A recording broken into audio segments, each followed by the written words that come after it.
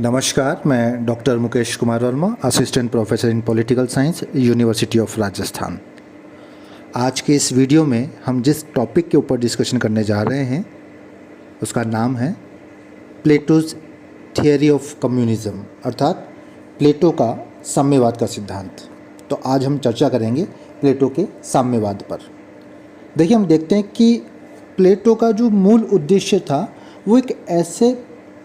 परिवेश या एक ऐसे वातावरण और एक ऐसे माहौल का निर्माण करना था जिसमें शासक वर्ग अपने सार्वजनिक कर्तव्यों का बेहतर तरीके से संपादन कर सके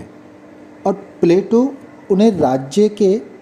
शासन संचालन के योग्य बनाने के लिए हम देखते हैं कि एक बड़ी ही व्यापक शिक्षा प्रणाली की भी व्यवस्था करता है। परंतु प्लेटो के मन में कहीं ना कहीं ये भय था, ये डर था कि ऐसा ना हो कि कहीं कालांतर में शिक्षा का प्रभाव समाप्त हो जाए और शिक्षा का प्रभाव समाप्त होकर दूषित तत्व राजा के मन में, मस्तिष्क में, जहन में प्रवेश कर लें। तो इस दृष्टि से हम देखते हैं कि प्लेटो संरक्षक वर्ग के लिए, जिसमें कि शासक वर्ग और सैनिक वर्ग को सम्मिलित करता है, के लिए साम्यवादी व्यवस्था की स्थापना करता है, जिसे हम कहते हैं प्लेटो का साम्यवाद का सिद्धांत। देखिए, यहाँ मैं बताना चाहूँगा कि प्लेटो ने अपने आदर्श राज्य के लिए जिस साम्यवादी व्यवस्था की स्थापना की है वो उसका कोई मौलिक विचार नहीं था, कोई नूतन विचार नहीं था या कोई नया विचार नहीं था। हम देखते हैं कि यूनान के कुछ क्षेत्रों में पहले से ही साम्यवादी व्यवस्था प्रचलित थी। हम देखते हैं कि यूनान देश की सभ्यता के प्रारंभ में, जबकि लोग खेती पर निर्भर नहीं थे, उस समय भूमि का स्वामित्व सामूहिक रूप से हुआ करता था। ऐसे ही हम देखते हैं कि एथेंस में राज्य व्यक्तिगत संपत्ति पर देखरेख रखता था और राज्य ही वनों का स्वामी हुआ करता था। इसी प्रकार स्पार्टा में भूमि नागरिकों की होने के बाद भी जो उपज हुआ करती थी उसका वितरण भी साम्यवादी तरीके से अथवा साम्यवादी ढंग से होता था और लोग दूसरों के घरों पर भोजन करना अपना अधिकार समझते थे और अपने निजी काम के लिए दूसरों के संसाधनों का भी इस्तेमाल किया करते थे। और इसी प्रकार स्त्रियों के साम्यवाद का भी उल्लेख हमें यूनान के इतिहास में मिलता है। तो इस प्रकार हम कह सकते हैं कि प्लेटो का साम्यवाद कोई मौलिक विचार नहीं था। अतः हम देखते हैं कि जब प्लेटो अपने आदर्श राज्य के लिए साम्यवादी सिद्धांत का प्रतिपादन करता है तो प्लेटो ये कहता है कि सैनिकों को और शासकों को राज्य के हित की दृष्टि से व्यक्तिगत संपत्ति और अपना निजी परिवार नहीं रखना चाहिए और यदि वे इन्हें रखेंगे तो वे संपत्ति और परिवार के मोह में फंस जाएंगे और ऐसा होने पर उनके निष्पक्ष भाव से शासन के कर्तव्य पालन में बाधा पहुंचेगी और वे परिवार और निजी संपत्ति में फंसने के कारण राज्य के कार्यों की उपेक्षा कर सकेंगे या कर पाएंगे। इसलिए प्लेटो संरक्षक वर्ग के लिए संपत्ति और परिवार के क्षेत्र में साम्यवाद की व्यवस्था का निर्माण करते हैं। हम देखते हैं कि प्लेटो अपने साम्यवाद को दो भागों में बांटते हैं। नंबर 1 संपत्ति का साम्यवाद और नंबर 2 परिवार या स्त्रियों का साम्यवाद। तो सबसे पहले हम बात करेंगे प्लेटो के संपत्ति के साम्यवाद की। देखिए, प्लेटो का मानना था या फिर हम कह सकते हैं कि प्लेटो की ये धारणा थी कि निजी संपत्ति जो है वो व्यक्ति को स्वार्थी बनाती है, व्यक्ति को लालची बनाती है, व्यक्ति को ईर्ष्यालु बनाती है और उसको प्रतिद्वंदी बनाती है और यही निजी संपत्ति आगे जाकर राज्य की एकता को और न्याय को संकट में डाल देती है। इसलिए प्लेटो अपने आदर्श राज्य के संरक्षक वर्ग को अर्थात दार्शनिक शासकों को और सैनिकों को क्या करता है, व्यक्तिगत संपत्ति से वंचित रखता है। हम देखते हैं कि प्लेटो धन को अर्थात संपत्ति को अनैतिक बताता है और अनैतिक बताते हुए कहता है कि एक ही व्यक्ति के हाथ में संपत्ति और शासन की शक्ति रहने से वो दिग्भ्रमित हो सकता है, दिशा से भटक सकता है, पथभ्रष्ट हो सकता है और राज्य के लिए भीषण परिस्थितियाँ उत्पन्न कर सकता है। इसलिए प्लेटो संपत्ति को शासन से अलग रखने की बात करता है। प्लेटो संपत्ति के साम्यवाद का प्रतिपादन करते हुए कहता है कि संरक्षक वर्ग के पास केवल उतनी ही संपत्ति होनी चाहिए जितनी कि उसके जीवन जीने के लिए नितांत अनिवार्य हो, उससे अधिक संपत्ति उसे नहीं रखनी चाहिए।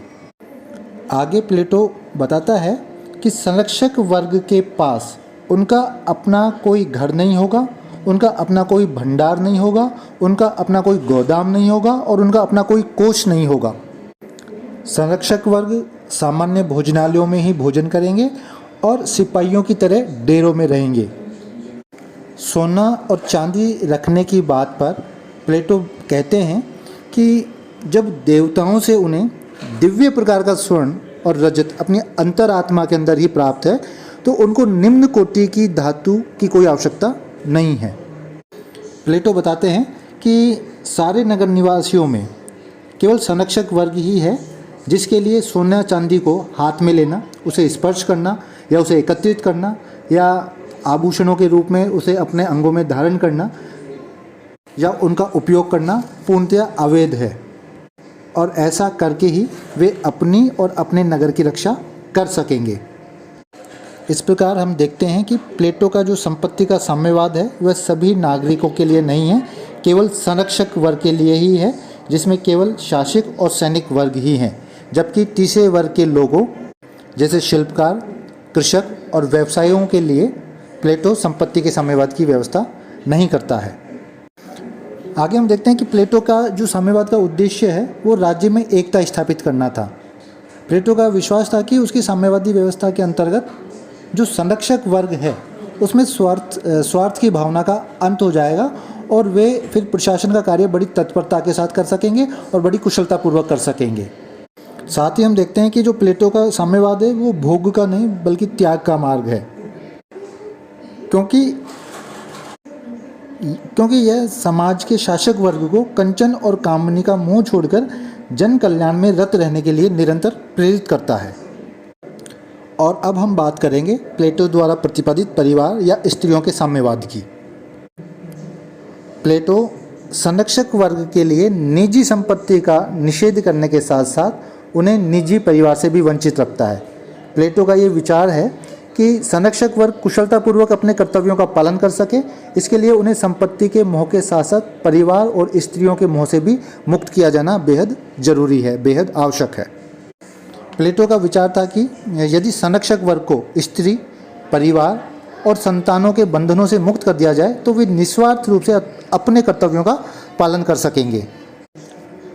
प्लेटो की ये मान्यता थी कि परिवार और जो निजी संपत्ति है दोनों ही एक दूसरे से जुड़े हुए हैं, और परिवार ही हम देखते हैं कि वो संस्था है जो कि व्यक्ति को संपत्ति कमाने के लिए, संपत्ति को जोड़ने के लिए निरंतर बाध्य करती रहती है। अपनी पत्नी, अपने बच्चों और अपने प्रियजनों के लिए व्यक्ति अधिक से अधिक संपत्ति जुटाने की कामना करता है और उसके लिए प्रयासरत रहता है। इसलिए संरक्षक वर्ग के लोग भी परिवार और परिवारजनों के हितों के लिए क्या करता है, संग्रह की प्रवृत्ति को अपना लेता है। इसलिए प्लेटो क्या करता है, प्लेटो संरक्षक वर्ग का ध्यान संपत्ति संचय से हटाने के लिए परिवार के साम्यवाद की बात करता है। उसका मानना है कि ऐसा होने पर न रहेगा बांस और न बजेगी बांसुरी। और इस संबंध में प्लेटो विवाह की प्रथा में भी परिवर्तन करता है। प्लेटो निजी परिवार के पक्ष में बिल्कुल भी नहीं था। उसके अनुसार विवाह स्थायी रूप से न होकर अस्थायी होने चाहिए और संतान उत्पन्न करने का अधिकार समाज में केवल स्वस्थ और बुद्धिमान व्यक्तियों को ही होना चाहिए, जिससे कि उनकी संतान भी बुद्धिमान हो सके, योग्य हो सके और कर्मशील बन सके। और राज्य के पास ही ये अधिकार होगा कि वह निश्चित करे कि कौन सा व्यक्ति किस स्त्री के साथ संबंध स्थापित करेगा, जिससे समाज में सबल और बुद्धिमान व्यक्तियों को जन्म दिया जा सके और राज्य को शरीर और मस्तिष्क दोनों दृष्टि से स्वस्थ बालक प्राप्त हो सकें। राज्य द्वारा नियंत्रित इस यौन संबंध के अलावा प्लेटो की यह योजना भी थी कि राज्य परिवार में माता पिता को अपनी संतान का तथा संतान को अपने माता पिता का कोई आभास न रहे। प्लेटो समझता है कि इस व्यवस्था से न केवल अच्छी और उत्तम संतान की उत्पन्न होगी, बल्कि सारा राज्य भी एक विशाल परिवार का रूप धारण कर लेगा और सभी परस्पर प्रेम से रहेंगे और सर्व कल्याण की भावना से ओतप्रोत होकर एक नवीन समाज की वो रचना कर सकेंगे। इस प्रकार हम देखते हैं कि परिवार और स्त्रियों के साम्यवाद के माध्यम से प्लेटो राज्य में स्त्रियों और पुरुषों के बीच समानता स्थापित करता है और दोनों के बीच एकता स्थापित करने की बात करता है। साथ ही प्लेटो अपने इस साम्यवादी दर्शन के माध्यम से समाज में शारीरिक और मानसिक दृष्टि से स्वस्थ संतानोत्पत्ति की बात करता है तथा हम देखते हैं कि प्लेटो अपने इस साम्यवादी सिद्धांत और साम्यवादी विचार के माध्यम से कुटुंब का राष्ट्रीयकरण करना चाहता है। इस प्रकार हम देखते हैं कि प्लेटो संरक्षक वर्ग के लिए साम्यवादी विचार की बात करता है, साम्यवादी सिद्धांत की बात करता है, परंतु कई आधारों पर इसकी आलोचना भी की जाती है। जैसे यदि हम बात करें तो हम देखते हैं कि परिवार जो है वो राज्य की तरह ही एक प्राकृतिक संस्था है, लेकिन प्लेटो अपनी कुटुंब प्रथा को राज्य के हित के लिए बलिदान कर देता है। इसी प्रकार हम देखते हैं कि प्लेटो अपने साम्यवादी सिद्धांत में अनुचित विवाह की व्यवस्था करता है, जिसमें वह राज्य द्वारा नियंत्रित अस्थायी विवाह को महत्व देता है। हम देखेंगे कि इस व्यवस्था के परिणामस्वरूप राज्य में व्यभिचार बढ़ने का खतरा हमेशा मंडराता रहेगा और इस अस्थायी विवाह व्यवस्था में ये माना गया है कि बुद्धिमान और योग्य माता पिता की संतान भी बुद्धिमान और योग्य ही होगी, परंतु प्लेटो खुद ये स्वीकार करते हैं कि ऐसा होना जरूरी नहीं है, इसके विपरीत भी हो सकता है। और नैतिक दृष्टि से भी यह व्यवस्था गलत दिखाई पड़ती है, क्योंकि इससे निकट संबंधियों के साथ भी अनाचार होने की संभावना बनी रहती है तथा इस व्यवस्था से उत्पन्न हुए बच्चे भी उपेक्षा के शिकार रहेंगे, क्योंकि सबके बच्चे किसी के बच्चे नहीं होंगे और उन पर कोई विशेष ध्यान नहीं देगा। निष्कर्ष और सार रूप में हम ये कह सकते हैं कि भले ही प्लेटो द्वारा प्रतिपादित साम्यवादी सिद्धांत और साम्यवादी व्यवस्था की कई आधारों पर आलोचना की जाती हो, लेकिन प्लेटो का उद्देश्य एक ऐसे वातावरण का निर्माण करना था जिसमें रहकर शासक वर्ग अपने सार्वजनिक कर्तव्यों का श्रेष्ठतापूर्वक संपादन कर सके और इसीलिए प्लेटो संरक्षक वर्ग के लिए साम्यवादी व्यवस्था का प्रतिपादन करता है, जिसके तहत प्लेटो दार्शनिक राजा और सैनिक वर्ग को संपत्ति और परिवार से वंचित करता है। तो इस प्रकार आज का हमारा टॉपिक समाप्त हुआ। जल्दी हम एक नए टॉपिक के साथ मिलेंगे, तब तक के लिए नमस्कार, धन्यवाद।